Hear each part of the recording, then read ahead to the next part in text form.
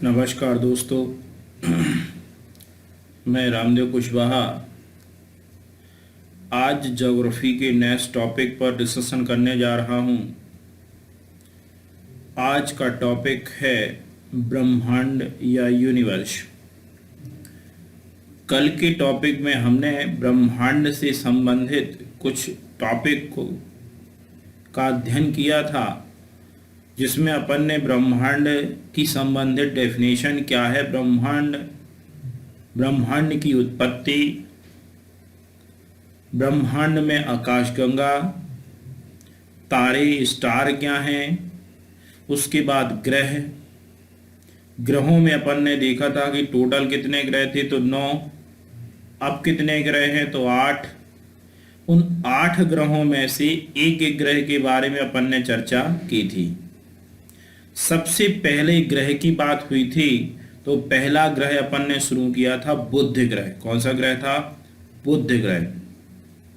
अपन ने देखा था कि बुध ग्रह हमारे सौरमंडल का सबसे छोटा ग्रह है, सूर्य के सबसे निकट का ग्रह है, इसलिए सूर्य की परिक्रमा सबसे कम समय में पूरी करता है। फिर उसके बाद आए थे शुक्र, जिसे अपन ने नाम दिया था शुक्र या वीनस। यह सूर्य से दूरी के क्रम में दूसरे नंबर का ग्रह माना जाता है। सर्वाधिक ताप वाला ग्रह था, सर्वाधिक चमकीला ग्रह था, पृथ्वी के सबसे निकटतम ग्रह माना जाता है। कौन? शुक्र। पृथ्वी का सिस्टर प्लैनेट या बहन ग्रह भी कहते हैं किसको? शुक्र को, क्योंकि इसका आकार और आकृति पृथ्वी के समान है। ठीक है। शुक्र ग्रह को इवनिंग मॉर्निंग स्टार या सुबह शाम का तारा भी कहा जाता है। तो इतनी चीजें अपन ने शुक्र में देखी। इसके लिए आपको इसके पहले का वीडियो देखना पड़ेगा, क्योंकि दोनों वीडियो लगभग एक से हैं। कुछ टॉपिक का अपन कल क्लास में अध्ययन कर चुके थे, नेक्स्ट टॉपिक आप आज कर रहे हैं। फिर इसके बाद पृथ्वी की चर्चा हुई थी कि हमारे सौरमंडल में अभी तक का एकमात्र ऐसा ग्रह है पृथ्वी जहां जीवन संभव है। ठीक है।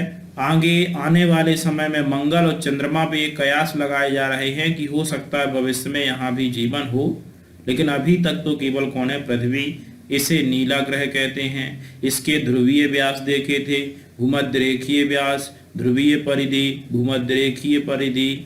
इसका अक्षीय झुकाव कितना है, परिक्रमण गति और परिभ्रमण गति। इतनी चीजें अपन ने देखी थी पृथ्वी पर। फिर पृथ्वी में दो चीजें और चर्चा इसी में अपन ने की थी। पृथ्वी पर ही एक चर्चा अपन ने की थी अमावस्या की, और एक चर्चा की थी पूर्णिमा की। तो अमावस्या और पूर्णिमा को भी अपन ने कल के वीडियो में देखा था। अब अपन देखते हैं इसके आगे। आज अपन चर्चा करना है मंगल ग्रह पे। किस ग्रह पे चर्चा करने जा रहे हैं? मंगल यानी मार्स। यदि सूर्य से दूरी के क्रम में देखा जाए तो चौथे नंबर पर आता है कौन? मंगल। ठीक है। सूर्य से दूरी के क्रम पे कौन से नंबर पर है? चौथे नंबर पे है। कौन सा ग्रह? मंगल। चले मंगल ग्रह पे देखते हैं क्या क्या इंपॉर्टेंट है मंगल ग्रह में। ठीक है। मंगल ग्रह में आयरन ऑक्साइड की क्या पाई जाती है? अधिकता। Iron oxide. ठीक है। और आयरन ऑक्साइड की अधिकता होने के कारण जहां भी आयरन ऑक्साइड होगा वहां हमेशा रंग कैसा होता है? लाल। तो आयरन ऑक्साइड की अधिकता होने के कारण मंगल ग्रह को लाल ग्रह के नाम से भी जाना जाता है, तो इसे लाल ग्रह भी कहते हैं। ठीक है। मंगल ग्रह में 2 उपग्रह है। अपन ने देखा था कि बुध में कोई उपग्रह नहीं था, शुक्र में कोई उपग्रह नहीं था, पृथ्वी में एकमात्र उपग्रह था कौन? चंद्रमा। पृथ्वी का एकमात्र उपग्रह था मून यानी चंद्रमा। अब इसमें कितने उपग्रह हैं? 2। एक का नाम है फोबोस और दूसरे का नाम है डिमोस। तो इस पे 2 उपग्रह हैं। ठीक है। एक और इम्पोर्टेंट है कि मंगल ग्रह पर एक ज्वालामुखी पर्वत स्थित है जिसका नाम है निक्स ओलंपिया। ये कई बार क्वेश्चन आया है, निक्स ओलंपिया नामक ज्वालामुखी पर्वत किस ग्रह में है? तो ध्यान रखेंगे मंगल। और ये इतना ऊंचा है कि माउंट एवरेस्ट से भी 3 गुना है। कितना ऊंचा है? माउंट एवरेस्ट से भी कई 3 गुना ऊंचा माना जाता है। ठीक है। और देखा जाए तो इसका जो एक ग्रह है डेमोस, दो हैं इसमें, एक फोमोस और एक डेमोस। जो डेमोस है ये हमारे सौरमंडल का सबसे छोटा उपग्रह, ग्रह नहीं, सबसे छोटा ग्रह कौन है तो बुध। सबसे छोटा ग्रह कौन है बुध। लेकिन सबसे छोटा उपग्रह कौन है तो सबसे छोटा उपग्रह है कौन सा डेमोस, जो कि किसका ग्रह है मंगल का। ये बात आपको याद रखनी है, ठीक है। नेक्स्ट इसी में बात करें तो मंगल ग्रह के बाद ग्रह आता है बृहस्पति यानी जुपिटर। कौन सा आता है जुपिटर यानी बृहस्पति। इसके बारे में देखते हैं। यह हमारे सौरमंडल का सबसे बड़ा ग्रह है, ध्यान रखेंगे, यह हमारे सौरमंडल का सबसे बड़ा ग्रह है। कौन सा बृहस्पति या जुपिटर। सूर्य से दूरी के क्रम में 5वें नंबर पे आता है कौन बृहस्पति, लेकिन आकार में देखा जाए तो सबसे बड़ा है। इस ग्रह का सबसे बड़ा उपग्रह कहा जाता है, बृहस्पति ग्रह में कुल 79 उपग्रह खोजे गए हैं। किताबों में थोड़ा ध्यान रखेंगे, सर्वाधिक उपग्रह की जब बात होती है तो बृहस्पति होंगे, लेकिन मैंने यहाँ क्रॉस का निशान लगाया है। क्यों? क्योंकि बृहस्पति में अब सबसे ज्यादा उपग्रह नहीं, बृहस्पति ग्रह से भी ज्यादा उपग्रह खोज लिए गए हैं किसमें शनि में। ध्यान रखेंगे किताबों में ये लिखा हुआ है, ये पॉइंट अब बदल गया है। अभी पिछले ही साल 2019 में आंकड़े आए हैं कि अब सबसे ज्यादा उपग्रह हो गए हैं शनि में। किसमें हो गए हैं तो सबसे ज्यादा उपग्रहों वाला ग्रह शनि है। हाँ, बृहस्पति में कितने ग्रह थे तो 79। इन 79 में से सबसे बड़ा है गैनीमेड। सबसे बड़ा कौन सा है गैनीमेड, जो कि हमारे सौरमंडल का सबसे बड़ा उपग्रह है। कौन सा है सबसे बड़ा उपग्रह है, ध्यान रखेंगे सबसे बड़ा उपग्रह हमारे सौरमंडल का कौन है गैनीमेड। हाँ, बृहस्पति का सबसे छोटा उपग्रह पूछा जाए तो कौन है सिनोप। अब दोनों है, बृहस्पति में छोटा है सिनोप, पूरे सौरमंडल का छोटा उपग्रह है कौन सा डेमोस। तो ये दोनों याद रखना है। ठीक है, तो बृहस्पति में अब सबसे बड़ा ग्रह नहीं, केवल इतना याद रखना है कि बृहस्पति आकार में सबसे बड़ा ग्रह है। ठीक है, और सूर्य से दूरी के क्रम में 5वें नंबर पे क्रम आता है किसका बृहस्पति का। नेक्स्ट, बृहस्पति की जस्ट बाद 6वें नंबर पे ग्रह है कौन सा शनि। कौन सा 6वें नंबर पे शनि। ठीक है, शनि ग्रह में देखते हैं, शनि ग्रह के चारों ओर गैसों की एक वलय या रिंग पाई जाती है। सबसे पहला वीडियो देखेंगे आप तो उसमें सारे ग्रह बने हुए थे, देखेंगे आप जाके वीडियो में तो वहां पे यहाँ पे इस तरीके से एक शनि ग्रह की एक लेयर बनी हुई थी। ठीक है, वो गैसों की वलय है। ठीक है, और अलग से समझ में आ जाएगा कि ये शनि ग्रह है। शनि ग्रह में कुल उपग्रहों की संख्या अब हो गई है 82। कितनी हो गई है, यानी बृहस्पति से भी ज्यादा ग्रह हो गए हैं किसमें शनि में, और यह सबसे अधिक उपग्रहों वाला ग्रह माना जाएगा। ध्यान रखेंगे, पूछा जाए कि सर्वाधिक उपग्रह सैटेलाइट किसमें हैं तो ध्यान रखेंगे अभी तक सबसे ज्यादा उपग्रह बृहस्पति में थे, अब सबसे ज्यादा उपग्रह किसमें हो गए हैं शनि में। ठीक है, सबसे बड़ा उपग्रह इनमें से जैसे शनि में जो 82 हैं, इनमें सबसे बड़ा उपग्रह है टाइटन। कौन सा है टाइटन। और तो और इम्पोर्टेंट ये है कि शनि ग्रह का घनत्व भी सबसे कम है, सबसे कम घनत्व वाला ग्रह माना जाता है कौन शनि। तो यदि पूछा जाए सर्वाधिक घनत्व वाला ग्रह कौन है तो सर्वाधिक घनत्व वाला ग्रह माना जाता है अर्थ। कौन माना जाता है अर्थ, पृथ्वी। पृथ्वी का एवरेज औसत घनत्व है लगभग 5.5 ग्राम पर सेंटीमीटर क्यूब। ठीक है, 5.5 ग्राम पर सेंटीमीटर क्यूब। ध्यान रखेंगे इसकी यूनिट इंपॉर्टेंट है, ग्राम पर सेंटीमीटर क्यूब। ठीक है, तो अब शनि घनत्व में भी याद रखना है, सबसे कम घनत्व वाला ग्रह है शनि और सबसे अधिक घनत्व वाला ग्रह है कौन सा पृथ्वी। कितना है पृथ्वी का 5.5 ग्राम पर सेंटीमीटर क्यूब।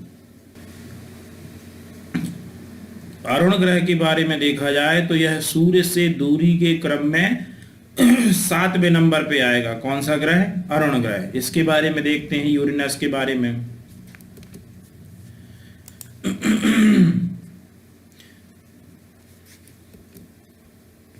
अरुण ग्रह में कौन सी गैस पाई जाती है? मीथेन। कौन सी गैस पाई जाती है?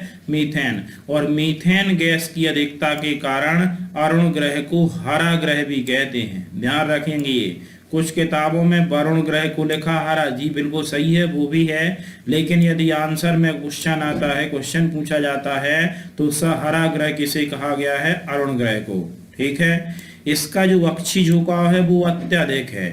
ठीक है। बिल्कुल इस तरीके से अक्ष में देखा जाए तो बिल्कुल इस तरीके से 8.5 डिग्री करीब झुका हुआ है, और इतना झुकने के कारण इसे लेटा हुआ ग्रह। दूसरा इंपॉर्टेंट है कि किस ग्रह को लेटा हुआ ग्रह कहते हैं? तो अरुण ग्रह को लेटा हुआ ग्रह भी कहा जाता है। इस ग्रह का सबसे बड़ा उपग्रह है कौन सा? टिटानिया। कौन सा है? टिटानिया। अरुण ग्रह की खोज की थी विलियम हर्शेल ने। किसने की थी? विलियम हर्शेल महोदय ने की थी, इसीलिए इसे हर्शेल ग्रह के नाम से भी जाना जाता है। ये उपग्रह याद रखना है। शनि का उपग्रह सबसे बड़ा कौन सा है? टाइटन। शनि का कौन सा है? टाइटन। और अरुण का कौन सा है? टिटानिया। सबसे बड़ा उपग्रह कौन सा है? टिटानिया। नेक्स्ट, हर्शेल ग्रह क्यों कहते हैं? क्योंकि इसकी खोज किसने की थी? विलियम हर्शेल महोदय ने। यह सूर्य की परिक्रमा 84 वर्षों में, कितने वर्षों में? 84 वर्षों में। सबसे कम समय में कौन करता था? बुध। मात्र कितने दिनों में? 88 दिनों में। और ये करता है कितने वर्षों में? 84 वर्षों में। नेक्स्ट एक और ग्रह है, लास्ट ग्रह है वरुण ग्रह। कौन सा ग्रह है? वरुण ग्रह, जिसे कहते हैं नेपच्यून। क्या कहा जाता है? नेपच्यून। इस ग्रह के बारे में देख लेते हैं, वरुण ग्रह के बारे में। वरुण ग्रह सूर्य से देखा जाए तो सबसे दूर है। 8वें नंबर पे आता है कौन? वरुण। सबसे दूरस्थ ग्रह है हमारे सौरमंडल में, सूर्य का सबसे दूरस्थ ग्रह है। इसे शीतल ग्रह, क्या बोलते हैं इसे? शीतल ग्रह। ठंडा, भाई दूर होगा सूर्य से तो सूर्य का प्रकाश कम पहुंचेगा, और सूर्य का प्रकाश कम पहुंचेगा तो इसीलिए इसे शीतल ग्रह के नाम से भी जाना जाता है। वरुण ग्रह का सबसे बड़ा उपग्रह है टीटान। कौन सा है? टीटान। तो 3 हो गए, एक टाइटन, एक टिटानिया और एक टीटान। शनि का टाइटन, अरुण का टिटानिया और वरुण का टीटान। ठीक है। नेपच्यून का कौन सा सबसे बड़ा उपग्रह? टीटान। इस ग्रह की खोज की थी जी गाले महोदय। किसने की थी? जी गाले महोदय ने की थी, इसीलिए इस ग्रह को गाले ग्रह के नाम से भी जाना जाता है।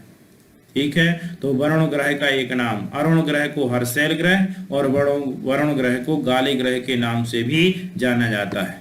यह सूर्य की परिक्रमा 165 वर्षों में पूरी करता है। कितने वर्षों में करता है? 165 वर्षों में सूर्य की परिक्रमा करता है। मतलब सबसे अधिक समय लेता है सूर्य की परिक्रमा करने में कौन सा? वरुण ग्रह। तो सर्वाधिक, अब अपन ने ग्रह देख लिए थे। बुध का पहले सबसे करीबी सूर्य का कौन सा था? तो अपन ने देखा था बुध यानी मरकरी, फिर देखा शुक्र यानी वीनस, फिर देखा पृथ्वी यानी अर्थ, फिर देखा मंगल यानी मार्स, फिर देखा बृहस्पति यानी जुपिटर, फिर देखा सैटर्न यानी शनि, फिर देखा अरुण यूरेनस और फिर देखा वरुण नेपच्यून। ये आपके ब्रह्मांड का टॉपिक इसके साथ ही खत्म हुआ। ठीक है। इतने इंपॉर्टेंट टॉपिक थे। Thank you. एक इंपॉर्टेंट सूचना कल आई थी हमारे पास कि जो संविदा के पेपर हैं वो अभी पोस्टपोन कर दिए गए थे, जो अप्रैल में होने थे। अब ये पेपर की नई डेट सितंबर में घोषित की गई है। हो सकता है 18 और 19 सितंबर से संविदा के वर्ग 3 के पेपर शुरू हों। ये अभी कंफर्म डेट नहीं है, टेंटेटिव डेट है। ठीक है। अनुमानित डेट है कि लगभग व्यापम में, हालांकि ये डल चुका है पूरी उसमें, तो अनुमान ये है कि जो संविदा वाले हैं वो अपने घर में तैयारी करते रहें। ठीक है। और सभी लोग पढ़ें। समय बहुत महत्वपूर्ण होता है। मैंने बार बार रिक्वेस्ट किया है। लॉकडाउन की वजह से कुछ परेशानियां हैं, नहीं पहुंच सकते, हम भी नहीं पहुंच सकते कोचिंग। आपको भी नहीं बुला सकते हैं, लेकिन इसका मतलब ये नहीं कि आप घर में भी पढ़ाई ना करें। आपका जीवन अमूल्य है, समय अमूल्य है, समय बर्बाद मत करें। घर में हैं, सुरक्षित रहें, और घर में ही इतने आपके पास रिसोर्सेस हैं, दिन भर मोबाइल नहीं चलाएं, देखें इम्पोर्टेंट चीज़ें जो हैं वो देखें, ठीक है, और अपनी पढ़ाई करें। बहुत अच्छा मौका है आपको पढ़ने का। यदि आप घर में 3-3 महीने घर में रहें, कोई काम भी नहीं है, कहीं बाहर निकलना भी नहीं है, आप अपने कमरे में बंद हो जाएं और कंटिन्यू पढ़ाई करें। क्योंकि मैं बार बार कह रहा हूँ, आने वाले समय में बहुत सारी वैकेंसी आएंगी, लेकिन तब तक समय निकल चुका होगा। इसीलिए समय को बर्बाद मत करें। जो पीएससी प्री और मेंस में लगे हुए थे, वो पीएससी प्री और मेंस का टारगेट रखें। पुलिस वाले पुराने पेपर जो लगे रखे हैं, उनको पर डे 1-2 पेपर लगाएं, ठीक है। पटवारी और एसआई की वैकेंसी संभवतः बहुत जल्दी आएगी।